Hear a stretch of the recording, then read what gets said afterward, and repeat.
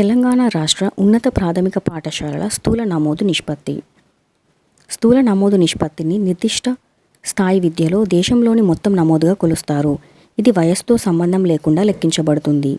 ఇది అధికారిక వయస్సు గ్రూపులో జనాభా శాతంగా వ్యక్తీకరించబడుతుంది. తెలంగాణ రాష్ట్రంలో 2021 నుండి 2022 సంవత్సరానికి బాలుర ప్రాథమిక పాఠశాలల GER 112.1గా ఉంది. బాలికలకు 2021 నుండి 2022 సంవత్సరానికి GER 113.